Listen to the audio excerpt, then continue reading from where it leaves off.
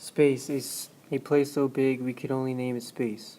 6,000 years ago, while mammoths roamed the earth and Mr. Wood was born, history was being made. Mesopotamians were recording observations that were made with ziggurats.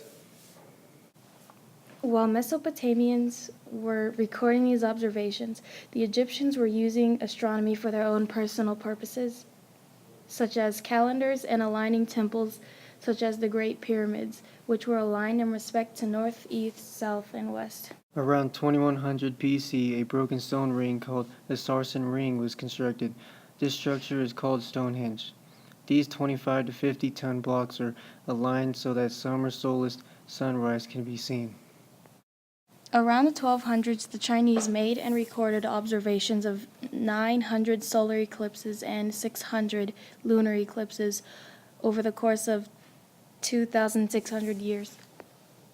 In 585 BC, Thales successfully predicted a solar eclipse. While this happened, Pythagoras developed a model for the solar system. Between 582 and 500 BC, he concluded that celestial bodies moved in circular paths, and our planets move around a central fire that is blocked by a counter-Earth.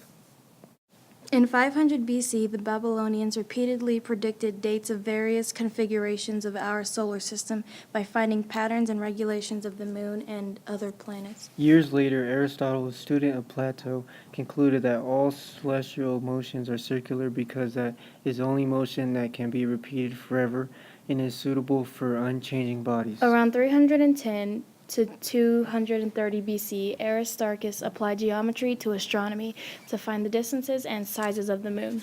Between 276 and 195 BC, Eratosthenes also used geometry to calculate the size of the Earth.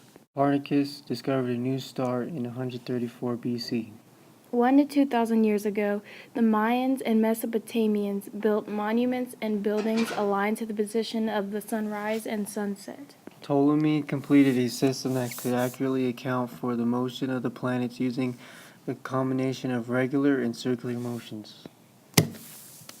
The Arabs and Muslims improved the ways in which planetary positions were calculated.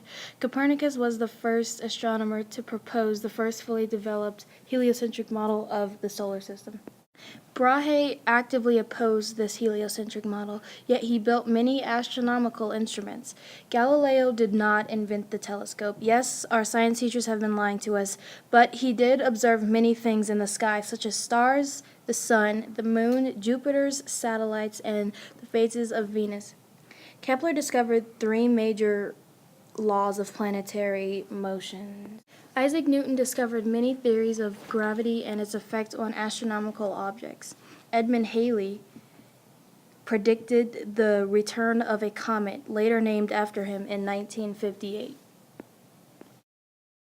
Albert Einstein concluded 2 theories. The first states that it is impossible to determine if you are moving unless you are looking at another object. The second states that it is impossible to tell the differences between gravity and the force of inertia from a moving object. George Lemaitre is known for proposing the theory of the expansion of the universe. Robert Oppenheimer is the father of the atomic bomb. Fred Hoyle was an astronomer noted mainly for the theory of stellar nucleosynthesis. He also nationally rejected the Big Bang theory, whom he gave the name. Penzias and Wilson accidentally discovered that cosmic microwave background radiation is a major development. Last but not least, Neil Armstrong and Buzz Aldrin were the first American astronauts and the first to walk on the moon. According to his younger brother, Armstrong's first words were actually scripted.